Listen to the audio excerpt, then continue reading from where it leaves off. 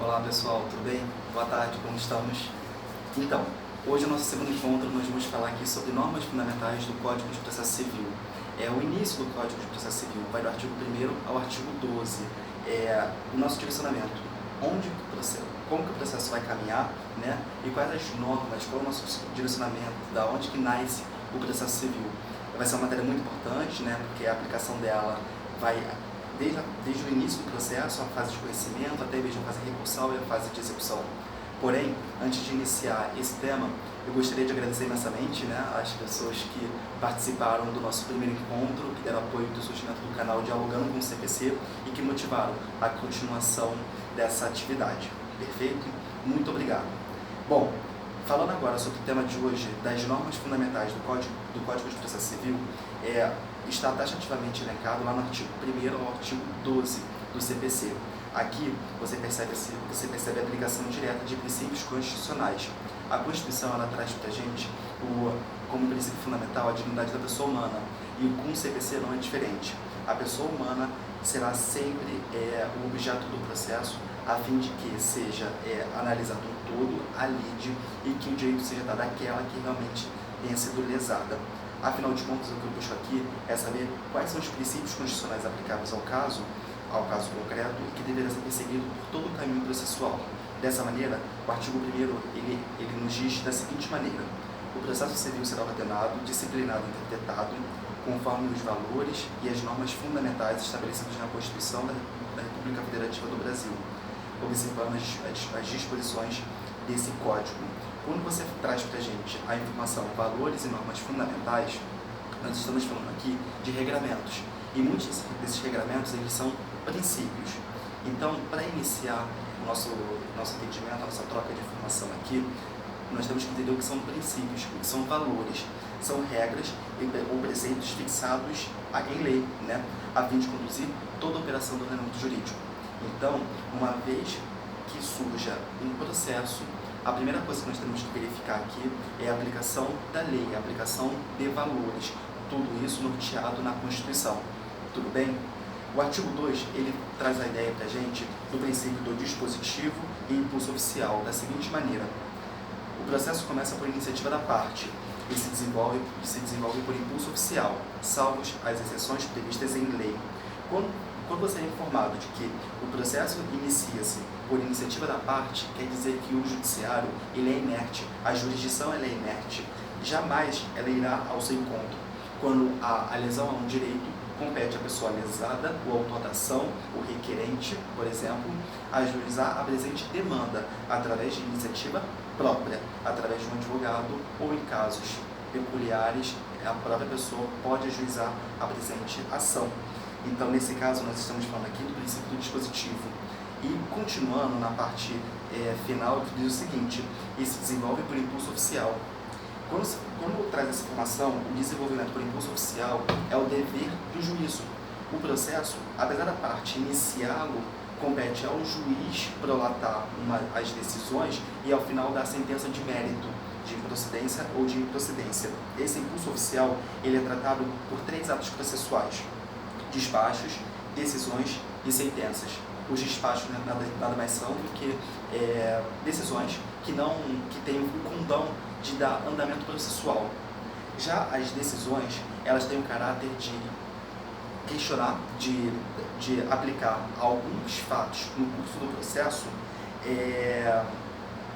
de aplicar decisões no curso do processo e resolver algumas situações pendentes. Como assim? Para ser mais claro, as decisões, elas servem para, em certos momentos, o juiz decidir questões incidentais.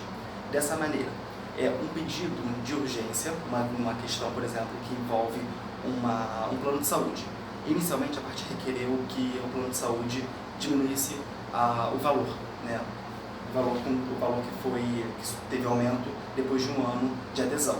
Ocorre que, com esse aumento, a parte não conseguiu efetuar o pagamento referente ao mês de fevereiro de 2020. E assim o plano de saúde cancelou o plano de maneira unilateral. Dessa forma, como já tem processo, a parte requereu um pedido de tutela, né, no curso do processo, a fim de restabelecer o plano de saúde. Essas questões que versem sobre tutela de urgência devem ser decididas através de uma decisão interlocutória.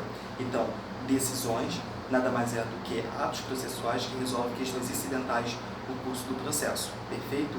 Isso é visto melhor lá em fase recursal, quando trata-se de agravo de instrumento. E também nós temos as sentenças. As sentenças nada mais são do que provimento judicial, no qual ele diz o direito ao fim da fase de conhecimento. Então, através da petição inicial, nós temos um caminho a ser percorrido e na sentença o juiz vai analisar todo o conjunto probatório e informar a parte se ela tem ou não direito àquela questão que foi trazida ao juízo. Perfeito? Então, são 3 atos processuais: despachos, decisões e sentenças. As definições desses atos estão no artigo 203 do CPC e seus incisos. Perfeito? No artigo 3, fala o seguinte: não se excluirá da apreciação jurisdicional ameaça ou lesão a direito. Nesse caso, o que se traz aqui é a aplicação do princípio da inafastabilidade da jurisdição, que está lá na Constituição. Todas as pessoas, independentemente de quem seja, têm direito a acessar a justiça.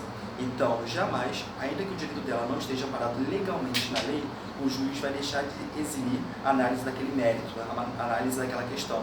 Então, dessa maneira, o que o juiz vai fazer é aplicar, por exemplo, uma analogia, um princípio, a equidade, a fim de dar o direito a quem ele assiste. Perfeito? Aí o parágrafo 1º ele traz aqui uma seguinte informação: é permitida a arbitragem. Parágrafo 2º, o Estado promoverá sempre que possível a solução consensual dos conflitos. E parágrafo 3º diz o seguinte: a conciliação, a mediação e outros métodos de solução consensual dos conflitos deverão ser estimulados pelos juízes, advogados, defensores públicos e membros do MP, inclusive no curso do processo judicial. Aqui traz à tona a nova realidade do CPC, assim que ele foi instaurado, assim que ele começou a ter eficácia no ordenamento jurídico, a questão da conciliação. Hoje nós sabemos que quando a pessoa ajuiza uma ação, ela pode optar sim ou não pela audiência de conciliação. Dessa maneira, o que nós temos aqui é a possibilidade de acessar a justiça, porém resolver a questão com maior celeridade processual. Perfeito? Lembrando que em todo caminho processual pode existir audiência de conciliação. É importante que vocês possam linkar esse parágrafo 3º com o artigo 334 do CPC, que fala cabalmente da audiência de conciliação. O artigo 4 fala o seguinte: as partes têm o direito de obter, em prazo razoável, a solução integral do mérito, incluída a atividade satisfativa. E logo embaixo está assim, pequenininho, artigo 5º, inciso 78 da Constituição.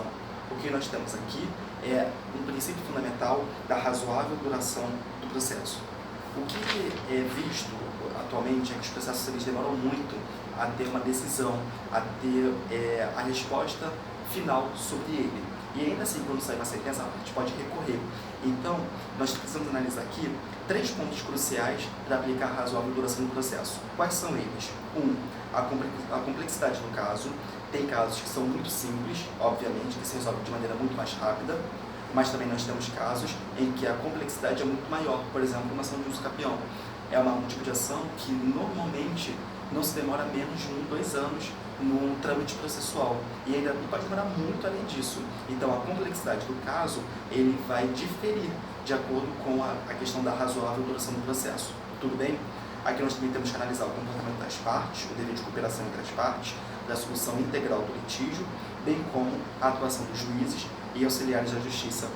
Todos nós devemos perseguir pela atividade satisfativa do Estado, uma vez que foi dado ao Estado o dever de dizer o direito, compete a ele a dar uma resposta favorável a uma das partes, considerando o tempo para a aplicação do direito. Não adianta o juiz ele dar um tempo, dar uma sentença, por exemplo, depois que a pessoa que buscou o direito morreu. Não tem eficácia, não tem o porquê, não teria lógica.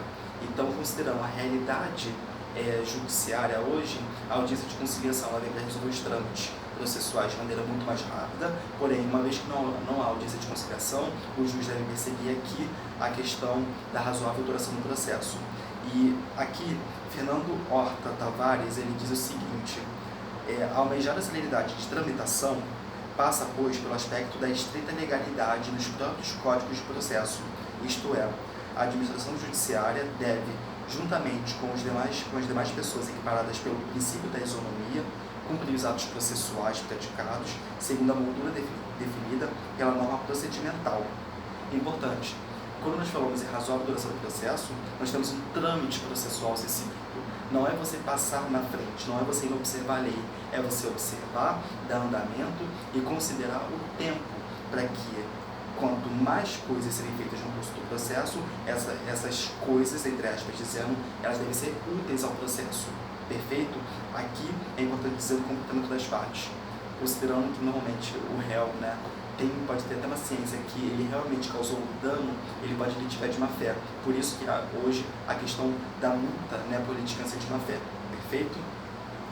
O artigo 6º, ele é uma lógica do artigo 5º, em que fala o seguinte: todos os sujeitos do processo devem cooperar entre si para que se obtenha em tempo razoável, decisão de mérito justa e efetiva. Nesse caso aqui, é o dever de cooperação entre as partes, isso é importante, né? O artigo 7º fala, é assegurada às partes paridade de tratamento em relação ao exercício de direitos e faculdades processuais, aos meios de defesa, aos ônus e deveres, e a aplicação da sanção processual, competindo ao juiz zelar pelo efetivo contraditório.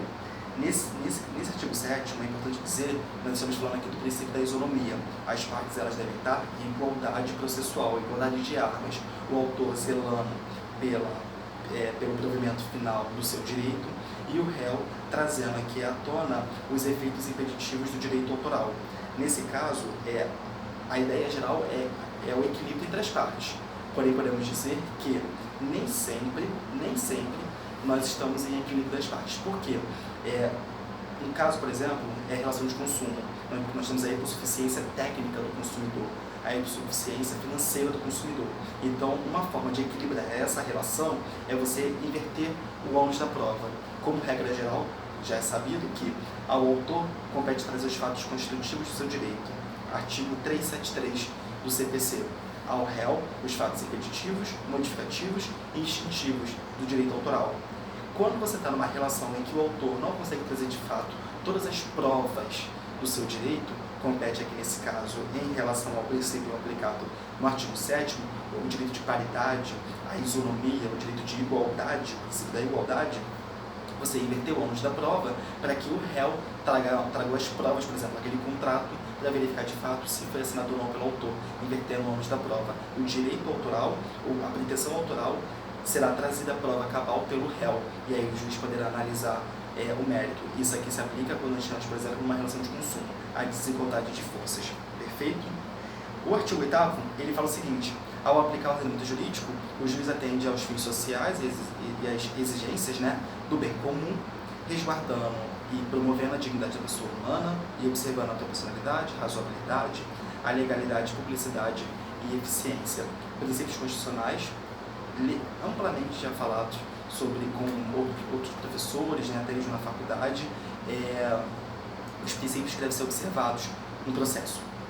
Razoabilidade, dignidade da pessoa humana. Dignidade da pessoa humana nós temos lá como fundamento do Estado Democrático de Direito, artigo 1º, inciso 3 da Constituição Federal, importantíssimo. Essa dignidade da pessoa humana, nós falamos aqui do mínimo existencial para a pessoa e da reserva do possível, é importante depois nós possamos adentrar esse mérito, é muito importante você atribuir à pessoa o mínimo de dignidade perante o caminho processual, ela ter todo o respaldo legal, certo? Para que no final nós temos uma decisão justa e razoável. A proporcionalidade, a razoabilidade são princípios, nesse caso, muito aplicáveis, por exemplo, em lacunas da lei, né? Importante. A legalidade, a observância da lei em todo o processo judicial. Claro que a lei, normalmente, ela não trata de maneira específica o seu caso, então você motiva ela a seu favor. Isso é importantíssimo. Quando você vai fundamentar uma questão, você motivar a lei, aplicar analogia ao caso concreto é importantíssimo. A publicidade dos atos processuais e a eficiência também é muito importante para a eficácia judicial ao final do provimento estatal. Perfeito? O artigo 9º, ele traz para a gente que não será preferida a decisão contra uma das partes sem que ela seja ouvida. Direito ao contraditório e ampla defesa. Direito fundamental do nosso Estado Democrático de Direito. todas as partes elas podem se manifestar no processo. Isso é importantíssimo. Agora, o que tem aqui de também muito importante é o parágrafo único.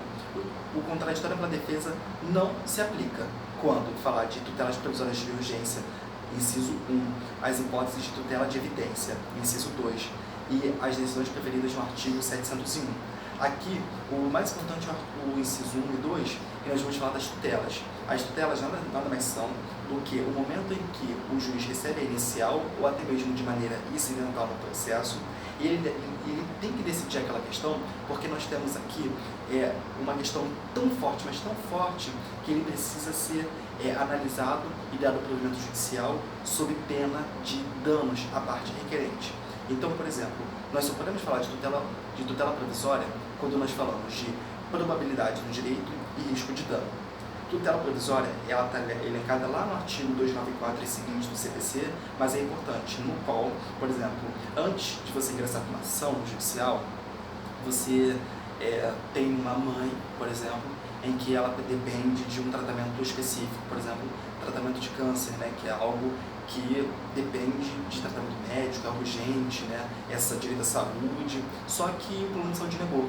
Então, nesse caso, você pode entrar com pedido de tutela antecipada de urgência para que seja compelido o réu a cumprir determinada situação, realização do tratamento médico, por exemplo, e depois ele vai falar sobre o porquê da negativa desse tratamento.